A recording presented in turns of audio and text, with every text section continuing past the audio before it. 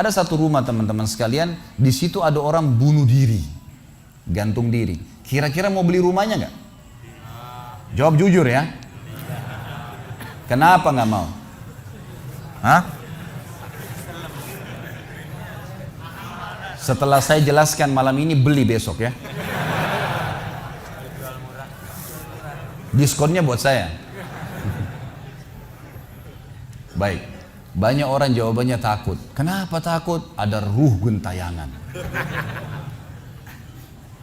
Baik, simpan contoh itu. Ada contoh kedua teman-teman. Ada satu rumah, tadi bunuh diri ya. Sekarang satu rumah dibunuh oleh perampok. Mau beli rumahnya nggak? Sama juga. Masya Allah cuma 3 orang yang jawab, yang lain berani semua.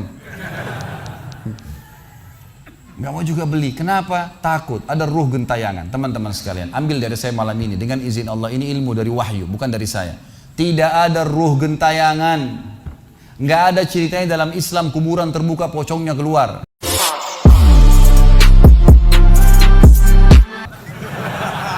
Nggak ada itu. Nggak ada tangan dari kloset tarik-tarik orang. Itu semua dusta, dusta. Perusakan akidah dari media-media syaitan. Sinetronnya, filmnya, segala macam. Manusia bisa berubah jadi singa lah, bisa beginilah, macam-macam. Dusta, dusta. Nggak ada dalam Islam. Nggak ada. Dari mana dalilnya? Nggak ada ruh gentayangan. Baik, dengarkan hadisnya. Hadis yang mulia. Hadis riwayat Bukhari. Suatu hari Nabi SAW pernah mengantar jenazah sahabatnya. Waktu jenazah tersebut ditaruh di kuburan, kata Nabi SAW, kalau seseorang mukmin meninggal dunia, siapa orang mukmin teman-teman sekalian? Orang yang sudah menggabungkan antara rukun Islam sama rukun iman. Kalau antum syahadat sudah, muslim, alhamdulillah, sholat 5 waktu, zakat, puasa Ramadan, haji, sudah dikerjain. Ditambah dengan keimanan, yakin Allah ada, yakin malaikat ada mencatat, yakin diturunkan dalam Al-Quran, yakin ada Rasul yang mengajarkan Nabi Muhammad SAW ada diterima pahalanya hari kiamat, maka itu namanya mukmin. Ditambah dengan mengimani qada dan qadar. Kalau ada orang sholat, Allah ada nggak ya? Malaikat catat nggak ya? Hari kiamat saya terima nggak? Ini masih muslim, belum mukmin, masih level di bawah. Pertama muslim dulu baru mukmin. Makanya dalam hadis disebutkan ada iman, ada Islam, ada iman, ada ihsan, gitu kan? Ini level-levelnya. Nah kata Nabi SAW, kalau orang mukmin menggabungkan antara rukun Islam sama rukun iman, sholat yakin Allah ada, sholat begini dan seterusnya, maka akan datang kepadanya 3 sosok malaikat pada saat meninggal. Dan ini teman-teman bukan dongeng saya ceritakan, ini hadis Nabi, berita wahyu yang pasti kita semua akan saksikan. Demi Allah ini benar, ini wahyu, gitu kan? Malaikat datang, di kiri kanannya malaikat rahmah yang membawa kain kafan dari surga, yang satu malaikat maut diubun-ubun kepalanya sambil berkata, ya ayyatuhan nafsul mutmainnah irji ila rabbiki radiyatan mardiyah. Hai jiwa yang baik, keluarlah kepada rahmat dan pengampunan Tuhanmu. Kata Nabi SAW, ruhnya keluar lebih mudah daripada air dari mulut kendi, cepat sekali. Begitu keluar, belum sesaat keluar ditangkap oleh malaikat rahmah, dibungkus dengan kain kafan dari surga, dibawa ke langit. Begitu dibawa ke langit, menembus 7 lapis langit, semua malaikat-malaikat di atas langit sana berkata, ruhnya siapa ini? Sungguh mulia ruh ini. Kenapa? Kata Nabi SAW, karena ruh itu mengeluarkan bau yang lebih wangi daripada bau kasturi. Semoga kita semua insya Allah termasuk. Maka kata Nabi SAW, malaikat rahmah mengatakan ini fulan bin fulan, namanya yang paling mulia di dunia. Lalu kemudian ditembuskan sampai langit ke-7, lalu kemudian terdengar suara dari langit ke-7. Allah Azza wa Jalla berkata, catatkan hambaku ini termasuk penghuni surga, kembalikan dia di dunia, di sana saya ciptakan, di sana pula saya akan bangkitkan. Diantar ruhnya bersamaan jasadnya, diantar oleh kerabatnya.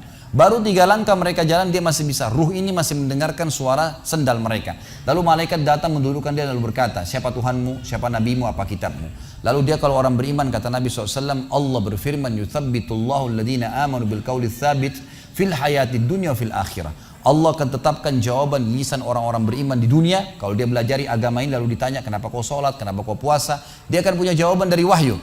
Dan di akhirat kata ulama tafsir adalah yang dimaksud pertanyaan mungkar nakir atau malaikat di kuburan. Ringkas cerita adalah dia akan menjawab, Tuhanku Allah, Nabiku Muhammad, kitabku Al-Quran. Pada saat dia jawab jawaban itu teman-teman sekalian, maka tiba-tiba saja kata Nabi SAW, malaikat tersebut membukakan baginya pintu neraka. Azab, siksaan, orang teriak-teriak, api yang berkobar-kobar, dia ketakutan. Kata malaikat, lihat dari apa Allah selamatkan dirimu.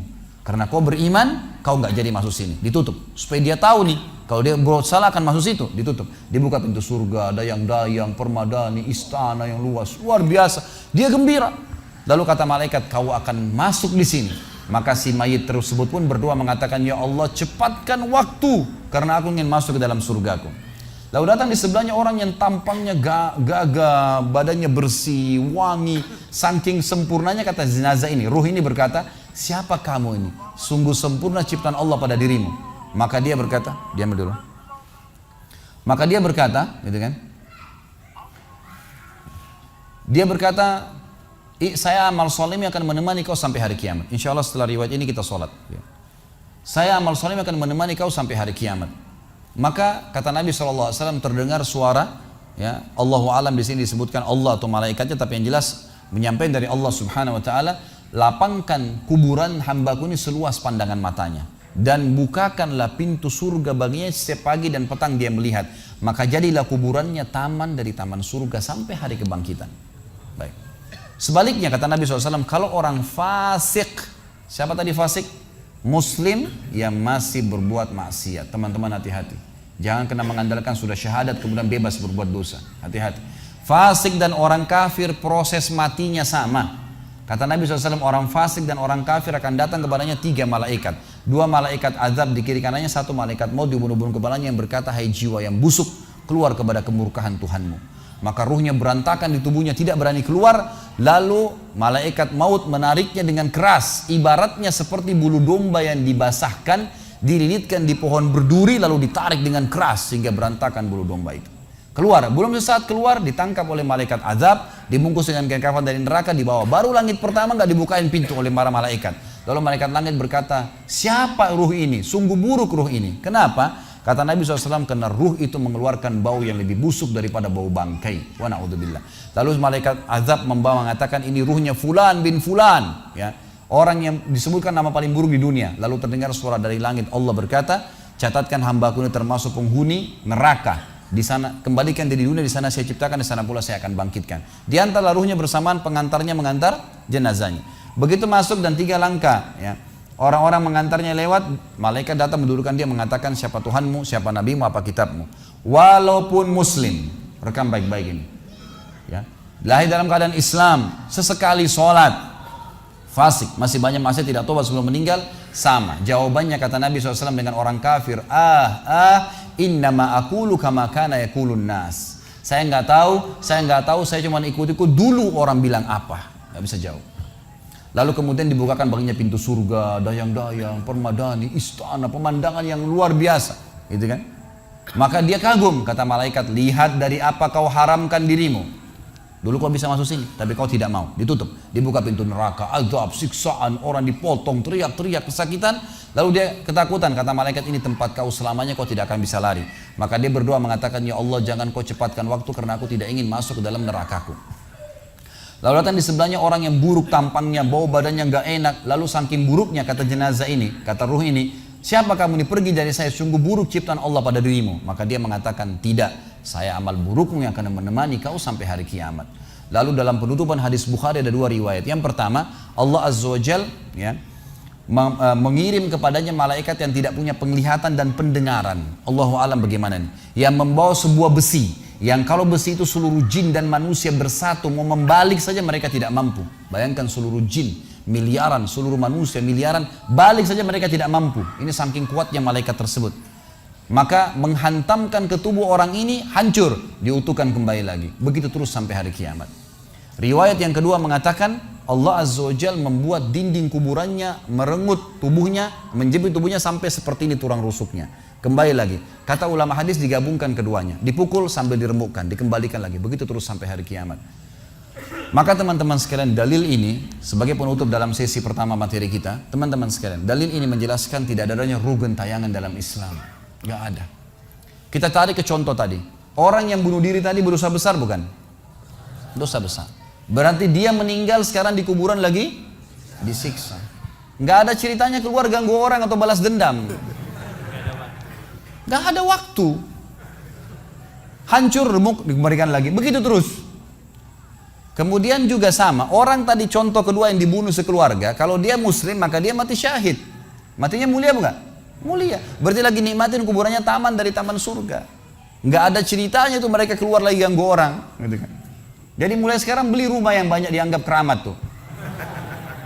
Bacain surah Al-Baqarah ada semua syaitannya tuh. Harus yakin dengan sabda Nabi SAW, rumah yang dibaca surah Al-Baqarah tidak akan masuk syaitan. Nggak ada. Takut semua syaitannya. Baik, kita tutup dengan kata-kata saya teman-teman sekalian. Lalu dari mana kalau saya beli rumah saya pernah dengar suara bayi di atas rumah, atap rumah saya. Saya pernah dengar suara cangkul di belakang rumah, pintu bunyi sendiri, gitu kan. Itu semua permainan syaitan yang ada di sekitar rumah itu, atau Anda yang bermasalah. Harus diruqyah. Dibacain ayat, ada sihirnya tuh. Mungkin pernah mandi dulu ilmu kebal, mungkin pernah ini, mungkin pernah bersemedi, apalah macam-macam yang khurafat ini, maka dia harus diruqyah. Jadi harus diobatin. Baik. Begini contohnya, kalau kita lagi lewatin tadi rumah yang orang ada bunuh diri, ini kalau ada syaitan di sini marah dengan saya, tapi saya nggak peduli. Emang dia musuh kita. A'udzubillahi minasyaitonirrajim, gitu kan. Allah hancurin mereka, gitu kan. Yang jelas teman-teman sekalian, kalau kita lewat di rumah yang ada orang bunuh diri, gitu kan. Misal pagarnya 10 meter, begitu kita jalan 1 meter pertama, semua syaitan itu ngerumunin kita tuh. Tuh yang bunuh diri itu perempuan, matanya belalak, rambutnya panjang, keluar darah dari hidungnya. Terus dibisikin. Orang yang takut, manusia yang takut, maka pada saat dia balik ke tempat yang tadi syaitan bisikin dia itu, dia lihat betul nanti perempuan tuh. Karena dia takut. Jadi dia bisa lihat, yang takut saja bisa lihat, yang tidak takut tidak bakal lihat. Makanya kalau ada temannya jalan di sebelah nggak takut, tanya, kau lihat nggak? Dia bilang nggak. Kalau dia bayangkan nenek-nenek, dia lihat nenek-nenek temannya. Permainan syaitan. Maka orang beriman mustahil melihat yang seperti itu, nggak ada ceritanya. Atau dasarnya orang itu kena sihir tadi, maka bisa melihat penampakan karena ada syaitan yang mengganggu dia dan dia dasarnya membuka diri untuk itu. Makanya harus ruqyah, obat. Gitu kan? Ada metode pengobatan, tentu bisa lihat di YouTube, ada ceramah saya, ruqyah syariah. Ya, nama saya diketik, insya Allah ada tata cara yang sudah saya ajarkan caranya mengobatin itu. Tapi yang jelas itu semua permainan syaitan teman-teman sekalian. Dan inilah poin pertama, pintu pertama untuk takut kepada Allah Subhanahu Wa Taala. Artinya semua selain Allah dalam makhluk jangan pernah takut dengan mereka. Syaitan pun yang biasa dianggap menakutkan bagi manusia itu dusta semua. Sampai sabda Nabi SAW mulia hadis Bukhari, siapa yang membaca Bismillah, Bismillah, maka syaitan yang ada di sekitarnya menjadi kecil seperti lalat. Jadi orang yang gambarkan syaitan besar itu tidak benar semua. Kata Nabi SAW dalam hadis Bukhari yang lain, siapa yang mau masuk ke rumahnya lalu dia baca Assalamualaikum, salam warahmatullahi wabarakatuh, syaitan di sekitar rumahnya berkata kepada teman-temannya, tidak ada tempat nginap buat kalian malam ini. Salam saja sudah jadi benteng, nggak bisa masuk. Kalau dia makan dengan baca Bismillah, ya, dia baca Bismillah, maka syaitan berkata lagi sama teman-temannya, tidak ada makan malam buat kalian malam ini. Nggak bisa cuy. Dan syaitan tidak bisa membuka dan menembus tembok atau pintu manusia. Dusta semua itu tembus tembok, tembus pintu, dusta. Karena Nabi SAW yang bilang, syaitan tidak bisa membuka kembali pintu yang ditutup oleh manusia. Syaitan tidak bisa membalikkan ya panci yang sudah ditutup oleh manusia. Maka padamkanlah lampu kalian, tutuplah panci-panci kalian, karena syaitan bisa menunggangi makhluk yang lain. Sebagai penutup hadis Nabi SAW, pernah ada seorang sahabat membawa tikus ditangkap malam hari. Pada saat ditangkap tikus tersebut, lalu sahabatnya tidak bunuh, dipegang sama dia, dibawa ke masjid. Dia bilang, ya Rasulullah, ini tadi ya, saya tangkap di rumah saya apain hewan ini? Boleh saya bunuh atau enggak? Kata Nabi SAW, jadi tikus itu sambil ditahan oleh sahabat. Kebetulan Nabi SAW punya tikar yang dipakai sholat, di sebelahnya ada lilin kecil, minyak dengan api gitu kan. Lalu tikus ini sementara Nabi SAW bicara sama sahabat, lepas, menyentuh ya lilin Nabi SAW, lalu tumpah minyaknya di sejadah, di tikarnya Nabi, terbakar. Kata Nabi SAW, sesungguhnya hewan ini fasiqah, fuaisiqah, buruk, boleh dibunuh gitu kan. Dan syaitan menunggangi hewan seperti ini untuk membakar rumah-rumah kalian. Tapi mereka tidak bisa membakar langsung. Mereka cuma bisa menggunakan hewan yang kebetulan lewat dan seterusnya. Seperti misalnya syaitan bisa menggoda manusia lain untuk mengganggu kita, gitu kan. Tapi untuk dia langsung tidak ada ceritanya. Itu semua tidak benar teman-teman sekalian.